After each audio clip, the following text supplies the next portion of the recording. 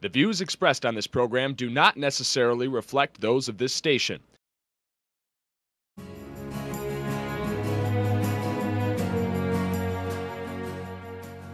Welcome to Insights into Northeast Michigan, a WBKB News public affairs program.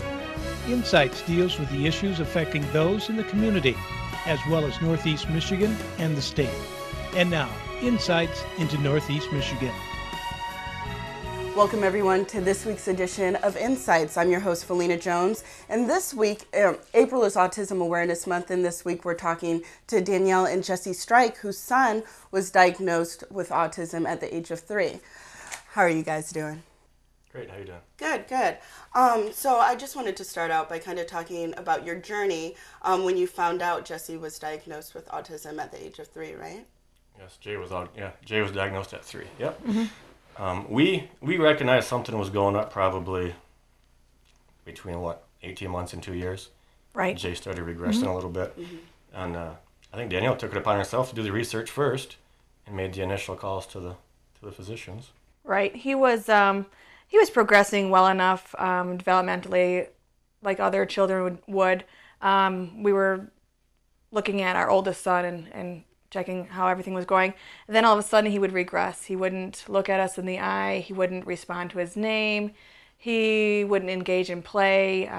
He resorted back to kind of babbling words. You couldn't really understand what he was saying. So for a long time, I think everybody noticed it and had concerns, but it left it quiet because nobody wants to go that far to say something is definitely wrong.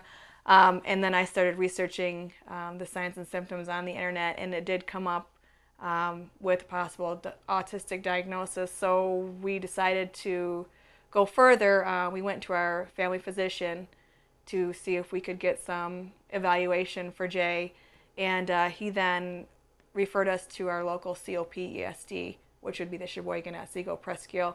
And from then on, they came to the house and did an evaluation. And at the age of 3, he was diagnosed as being on the autism spectrum. Okay. And how did you guys kind of direct your parenting towards his needs? That was a bit hard. It took us a little bit longer to be able to figure out what we're supposed to do. We leaned a lot on the staff at the COP that helped us, that came into the house. They initially did the speech therapy and things like that. So we asked them on how we could get him to answer questions, how we could help him with certain things like brushing his teeth, and they helped us with the visual cues. Jay really responds well to visual pictures on what to do. Actually questions that you want him to answer. You answer the question, then give him the answer you want after. So he'll repeat that, and then get to know there. We had to learn a lot more patience than we had normally. So that was hard with children in general. It was very hard, especially with us. But it's helped us a lot to have the support from the COP and the support from the schools. When he entered the schools, that helped a lot. I've also did a lot of research on the autismspeaks.org website. They have a lot of tools out there that help new parents with a lot of things. Dentist, when you're just diagnosed, transition tools, things like that. So, and our families have really supported us.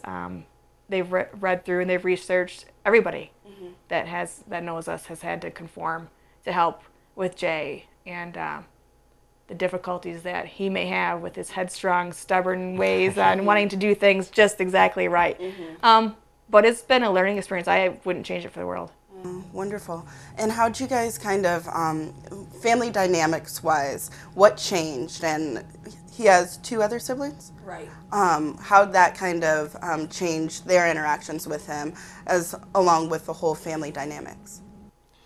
He's got an older brother that's 10 and a younger sister that's going to be 8. Or he's 11 and a younger sister that's going to be 8. And they are very, very good with him. They understand everything. We've been very open with them. Jay has autism. There's certain things that Jay has quirks about, and they all understand it. They know he has to do certain things, and they're like any other brother and sister. Though they're gonna jab him. They're gonna get him going because they know they can get him wound up. But they have been awesome. I mean, them two have been. They're super good kids. They're very, very helpful. Like when we're not around, we're in school, or I know if they're with, our grandparents, they go above and beyond what you can expect a 11-year-old and a 7. They just take great care of them. We're pretty proud of them. Yeah, they do. They have had to change a lot, especially my oldest, Cameron. He has taken on like the third parent role with Jay. He's very protective of him, very worried about him, making sure that things are okay with Jay. Nobody is going to mess up with Jay's schedule. Reagan, our daughter, is the same way. She's younger, but yet she does take a little motherly role with him.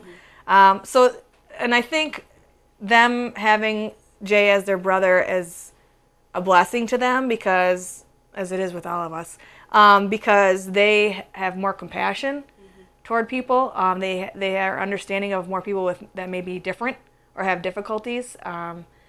So that's been really good for us as a family too, because we've become more accepting of others that may have differences or other issues, because we know that our son may be in a position that has, he's got difficulties, and people may be looking at him in a certain way, so that we understand, and we're holding that a little bit more to heart, that maybe there's some issues that we don't know about, so we shouldn't pass judgment. Right.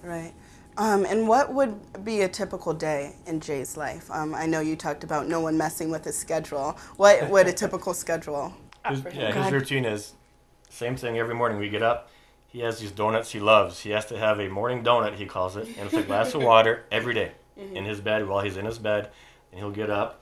Certain, either me or her will get him dressed. But he tells you the night before who he wants to wake him up, who he wants to get him dressed. Who can wake him up, who can give him his morning donut and water, and who can help him get dressed. Yep. And then he has to be first, brushing his teeth, getting his shoes out into the car. He's got to be first outside when you drop him off at the school. And his brother and sister, they know the routine, but they want to be the first one out that door. They want to be the first one, just like siblings, all siblings. Yeah. They give him little jabs, and then he goes off to school, and being part of such a small community, when we drop our son off who's autistic, we don't even worry about him anymore. Right. The school's done such a phenomenal job with the aides and how they, we don't even worry about him. He goes to school, and once in a while we'll get a phone call that there's an issue or there's a problem, but very, very seldom. They do. Right. An awesome they have a visual schedule that they follow with him at the school. Okay. And not just for him. I mean, a lot of the students, autistic or not, benefit from the visual schedules. So they have that. They have things in place that he can say what mood he's in the morning and in the afternoon, so they know how to gauge him.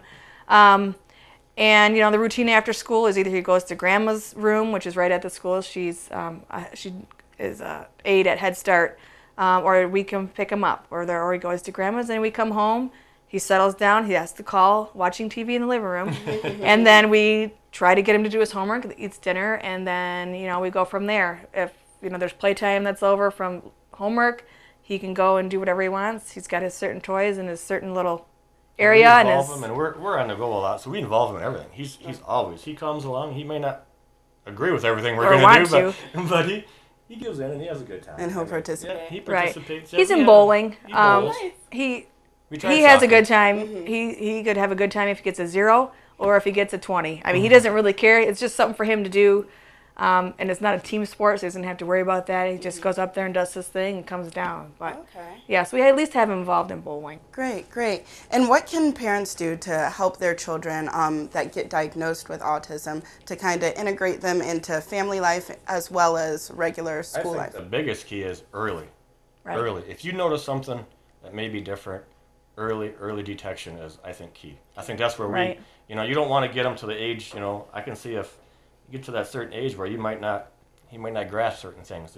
They schedule everything towards him. They make it easier for I would him. definitely go to autismspeaks.org. They have a lot of great tools for newly diagnosed families and things like that. They have so much stuff out there for that.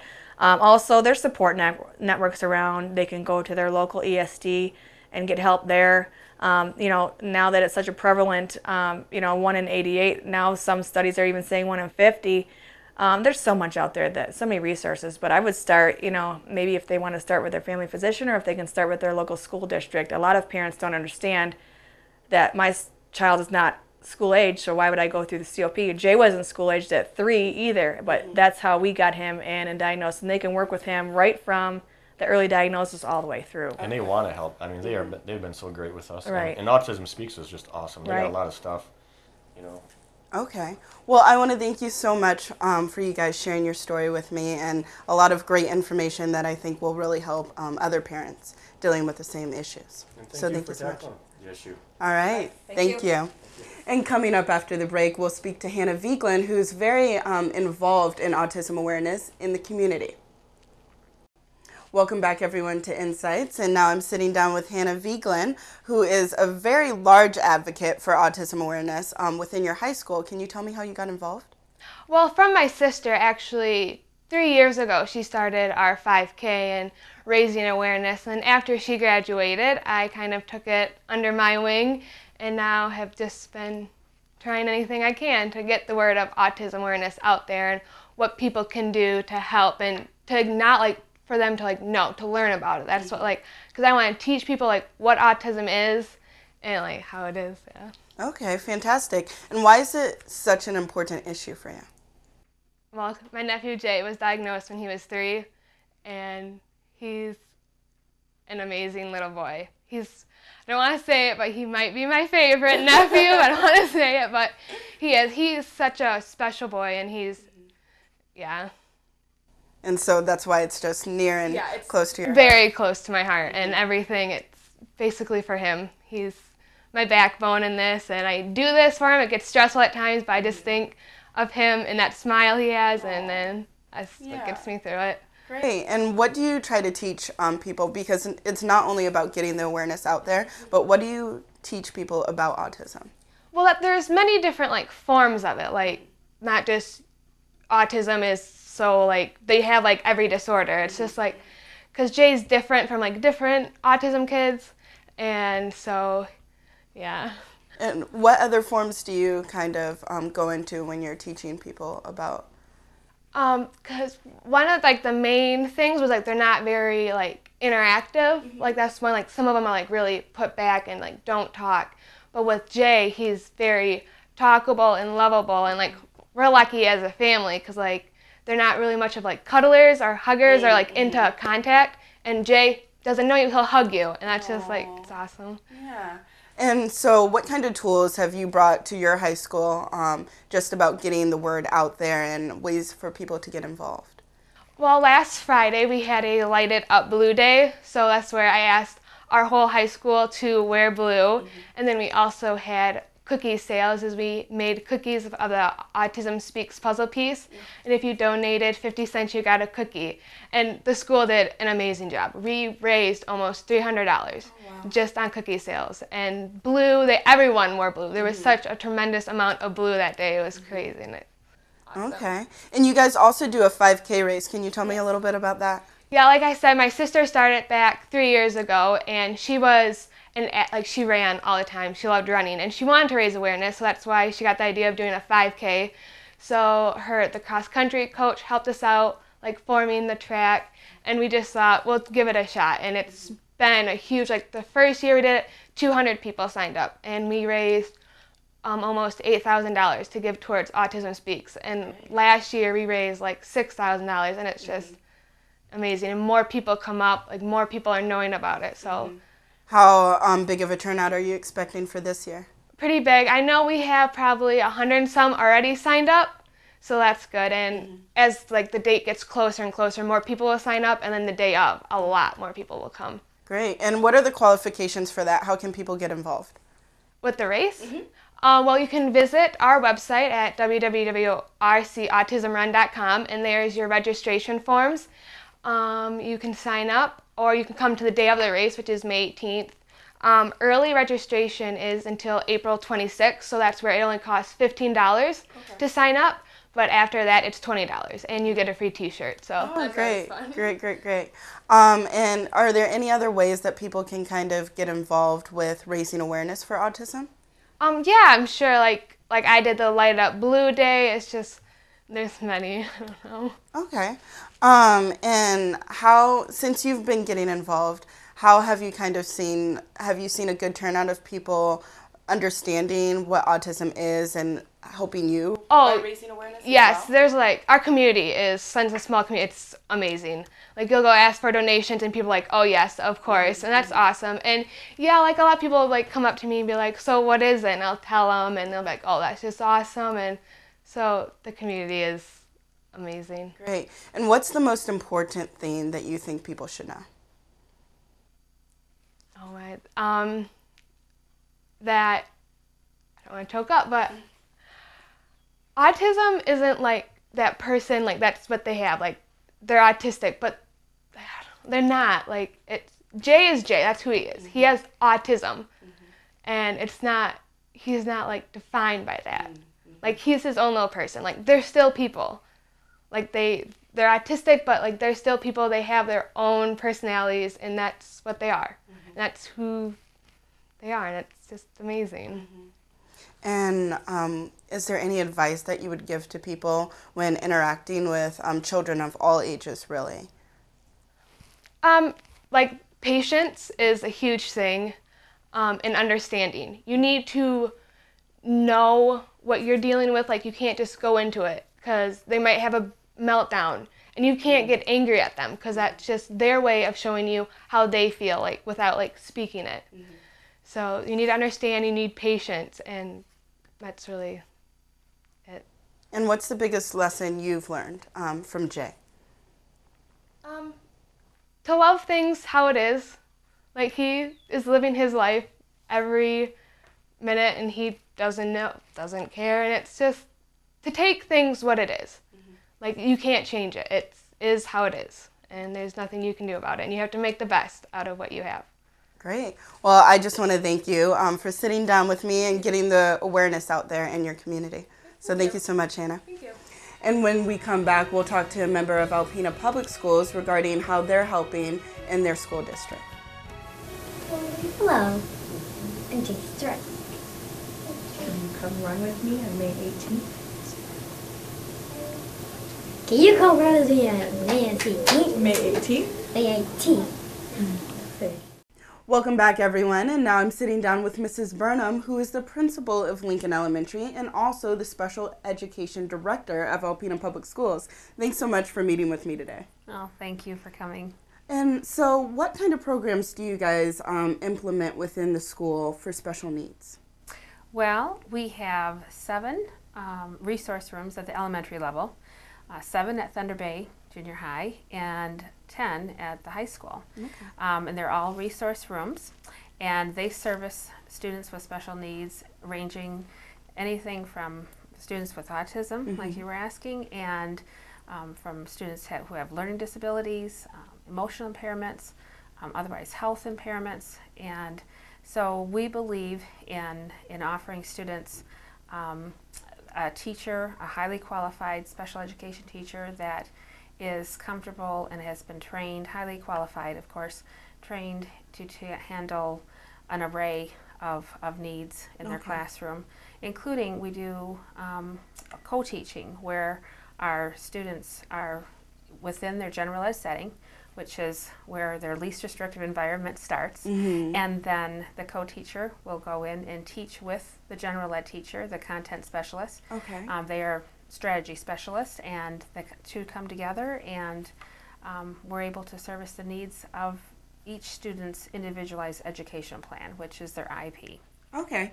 And how do you kind of make the program directed towards kids with autism specifically? Well, it starts off with their IEP, their individualized education program.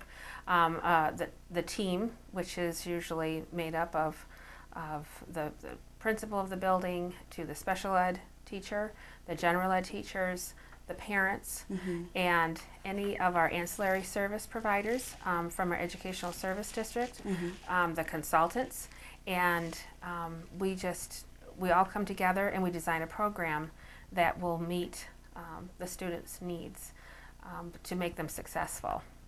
And what extra training is involved with the teachers that are involved with special needs but also autistic children?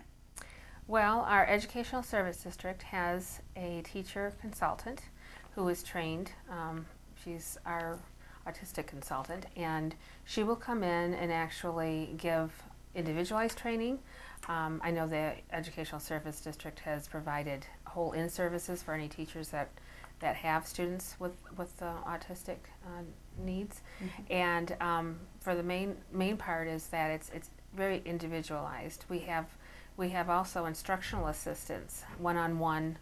We call them LRE assistants. They're least restrictive environment assistants, and they are trained by the autistic consultant from our Educational Service District as well. Okay, and we were also talking about how you guys have a teacher that's specially trained to handle kids with autism and other special needs, but also kind of a mainstream teacher as well, and they come together.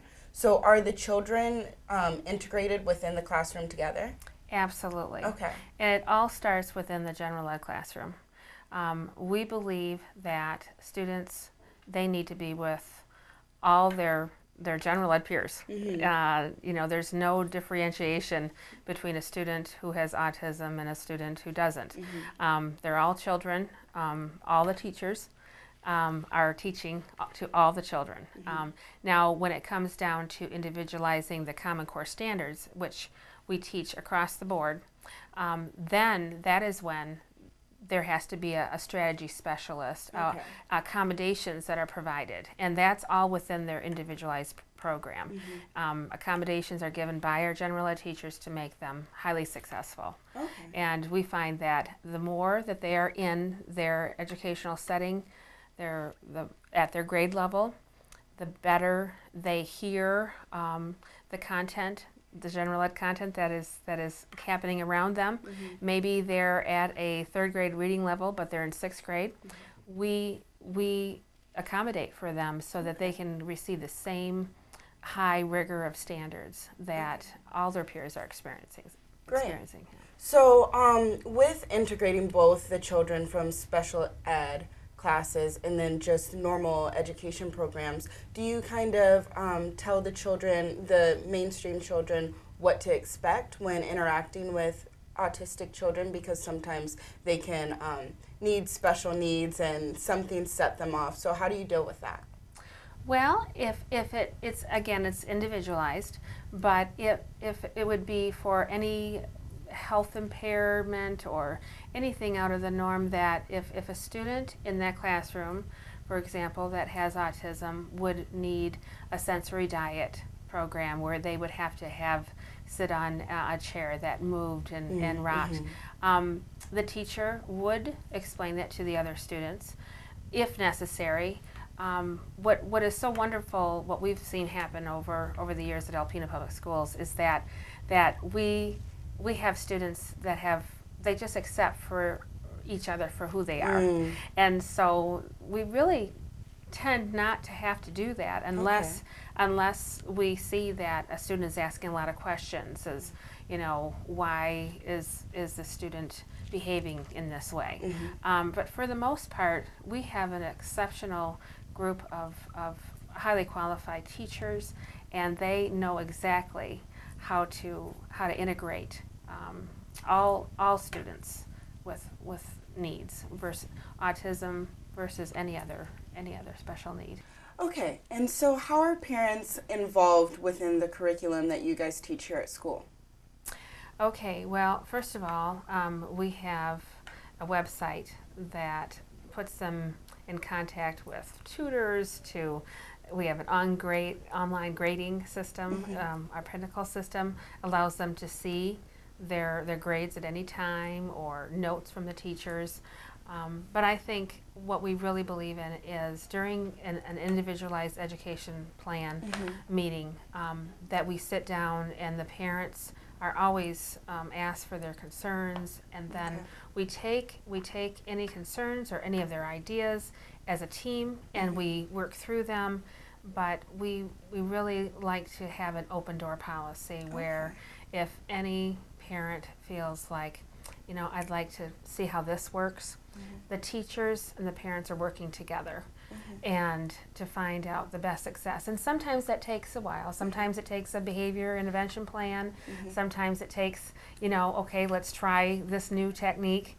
but it's just more of a dance. Okay. We call it, where parents and staff members and the students, even at the upper grades, they're involved in their own transitioning into adulthood and what can help them. Okay.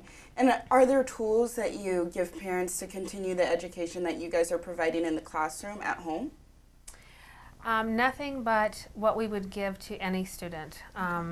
You know, how their assignments are being accommodated for, from meeting with them individually and allowing them the opportunity to express some of the concerns that they are having at home. Okay. And then we help tell them what, you know, and explain to them what's working at school. For example, with autism, there's many times that students need a sensory diet, that is called, and they need a lot of visuals, and they need many opportunities to be able to, if they're not very good at expressing themselves, they might need iPads, you know, to be able to communicate. Right. So we do offer them just different tools, different forms of technology, different forms of ideas and what can work, and especially motivating them to do their homework or to be able to, you know, we want to give them the best experience here. Okay. With their general ed peers. Okay, great. Well, thank you so much for sitting down with me. Autism is a special subject that we want to make sure that everyone has knowledge about. So thank you so much. You're welcome. Thank you. Thank you. And that wraps it up for this edition of Insights. You can catch us back here next Sunday. Insights into Northeast Michigan is produced by WBKB News.